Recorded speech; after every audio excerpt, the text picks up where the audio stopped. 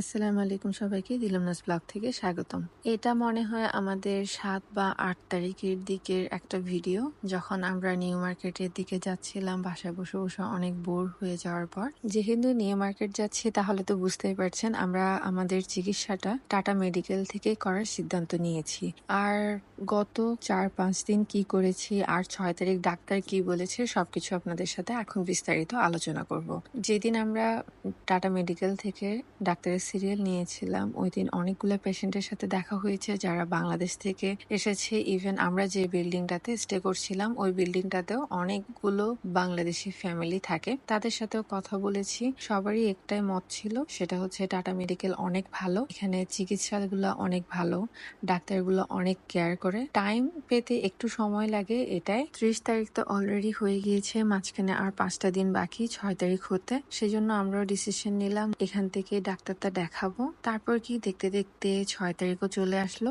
তার আগে আপনাদেরকে জানিয়ে দিই আমার এক্স্যাক্টলি কি হয়েছিল আর ক্যান্সার যে ওনার হয়েছে সেটা আমরা কিভাবে জানতে পেরেছি। ১.৫ বছরের মতো হবে আমার কানের পাশে একটা ছোট্ট টিউমার ছিল, বাট গত ৩ মাস ধরে টিউমারটা একটু বড় হতে শুরু করে। তখন দেখতে বাজে দেখানোর কারণে উনি বলে টিউমারটা বড় হয়ে যাচ্ছে আর এটার কালার, বাইরের স্কিনের কালারটাও না অনেক চেঞ্জ হচ্ছে। এই কারণেই আমরা ডাক্তার দেখাই। বাস গ্রামের মধ্যে নর্মাল ডাক্তার দেখানো হয়। ডাক্তার আমাদেরকে যেটা সাজেস্ট করেছে আমি এক্স্যাক্টলি সেম লাইনটাই আপনাদেরকে বলছি। এটা তেমন বড় কোনো কিছু না, যদি আপনারা চান অপারেশন করাতে তাহলে করাতে পারেন। যদি আপনাদের কাছে টাকা পয়সা না থাকে, অপারেশন করাতে না চান, তাহলে এটা এভাবে থেকে যেতে পারে।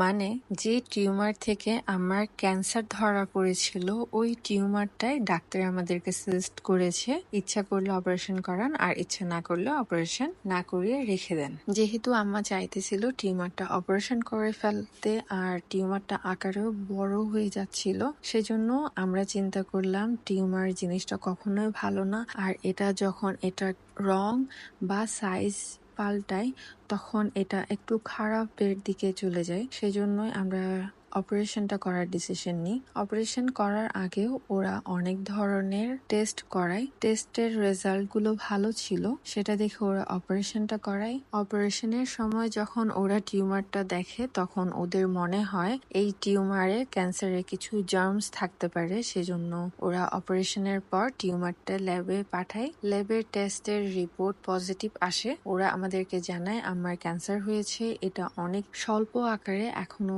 তেমন একটা ছড়ায়নি। যত তাড়াতাড়ি সম্ভব আমাদের চিকিৎসা শুরু করা দরকার। আর ওনাকে ৭ থেকে ৮টা কেমো দিয়ে দিলে উনি প্রপারলি ঠিক হয়ে যাবে। রিপোর্ট আসার পর আমরা কোনোভাবেই বিশ্বাস করতে পারছিলাম না, এই জন্য আমরা আমাদের টিউমারটা আবারও ল্যাব টেস্ট করাই।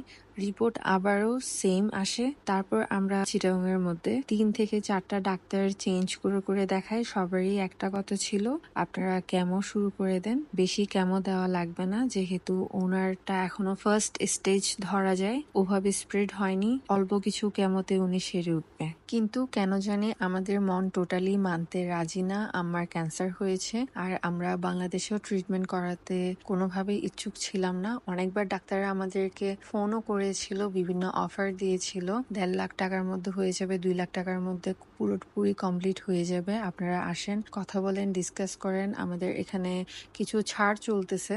কি আর বলবো, মনে হচ্ছিল যে আমি কোনো একটা জামা কাপড় চুজ করে আসছি আর ওইটা আমাকে কেনার জন্য বারবার কল দেওয়া হচ্ছিল। যাই হোক, এ ব্যাপারে আর বেশি কথা না বললেই ভালো। আমি এখানে এসে যখন রিসেপশনিস্টের সাথে কথা বলি তখন ওনারা আমাদের কাছ থেকে জিজ্ঞেস করে বাংলাদেশের ডাক্তার আমাদেরকে কি বলেছে। তখন আমি ওনাদেরকে জানাই যে আমাদেরকে কেমো দেওয়ার জন্য বলেছিল। সেজন্য ওই রিসেপশনিস্ট মহিলাটি আমাকে একটা কেমো স্পেশালিস্টকে সাজেস্ট করে। আমার জন্য প্রতিটা বিষয়ই প্রথমবার ছিল, সাথে আমি এটাও জানতাম না যে আমাকে সরাসরি কেমো স্পেশালিস্টকেই সাজেস্ট করা হচ্ছিল। আমরা যখন ৬ তারিখ ডাক্তার দেখাতে যাই, ডাক্তার যখন আমাদের আগেকার সবগুলো রিপোর্ট দেখে তখন উনি আমাদেরকে বলে আমি কেমো স্পেশালিস্ট, আপনাদের এখন আমাকে দেখানোর দরকার নেই, আপনাদের দরকার অন্য ডাক্তার দেখানো। দেখানো যে সার্জারি করছে প্লাস আপনার এটা আদৌ আছে কিনা, ক্যান্সার আপনার আদৌ হয়েছে কিনা সেটা দেখার জন্য। তখন উনি আমাদের রিসিপ্ট ছিল, ওখানে আরেকটা ডাক্তারের নাম সাজেস্ট করে, তারপর আমাদেরকে বলে রিসিপশনে গিয়ে আবারও ওই ডাক্তারের সিরিয়াল নেওয়ার জন্য। টাটা মেডিকেলটা হচ্ছে মূলত ক্যান্সার আর টিউমারের জন্য। এখানে শুধুমাত্র ক্যান্সার আর টিউমারের চিকিৎসাটাই করানো হয়, সেজন্য এখানে প্রতিটা বিষয়ের জন্য আলাদা আলাদা স্পেশালিস্ট আছে। যখন আপনারা প্রথম পর্যায়ে যাবেন, যদি সার্জারি করানোর প্রয়োজন হয় তাহলে তখন আপনাদের সার্জারি ডিপার্টমেন্টে যাওয়া লাগবে। যখন আপনাদের সার্জারি শেষ হয়ে আপনার এমআরআই রিপোর্ট বা বায়োপসি রিপোর্ট থেকে পুরোপুরি ক্লিয়ারিফাই হয়ে যাবে যে আপনার ক্যান্সার হয়েছে, তখন আপনার রেডিওথেরাপি দেওয়া লাগবে নাকি কেমোথেরাপি দেওয়া লাগবে, কোন থেরাপিটা দেওয়া লাগবে, তখন ওই স্পেশালিস্ট গুলার কাছে যাওয়া লাগে। তখন উনি আমাদেরকে সাজেস্ট করে আমাদের নাক কান গলা বিষয়ক একটা সার্জনের কাছে যাওয়ার জন্য, যিনি দেখবে।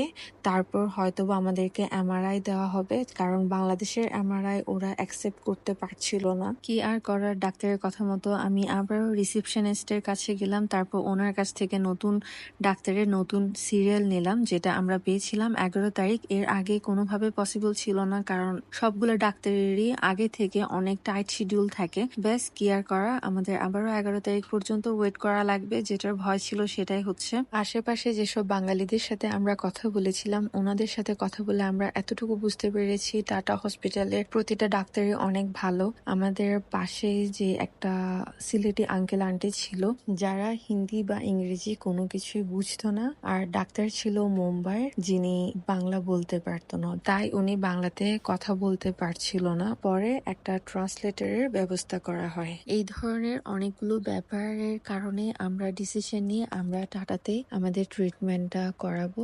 এটা ছাড়াও আরো অনেক কিছু রয়েছে যেগুলো আপনাদের সাথে শেয়ার করা দরকার। আজকে আমি বেশিরভাগ সময় আপনাদের সাথে আমার আম্মার প্রিভিয়াস হিস্ট্রি গুলা শেয়ার করেছি, যার কারণে টাটার অনেকগুলো সার্ভিস আর আমার আশেপাশে যারা সার্ভিস পাচ্ছে তারা কিরকম আসলে সার্ভিস পাচ্ছে ওসব বিষয়ে আলোচনা করতে পারিনি। নেক্সট ভিডিওতে ইনশাল্লাহ আপনাদের সাথে ওসব বিষয়ে শেয়ার করব।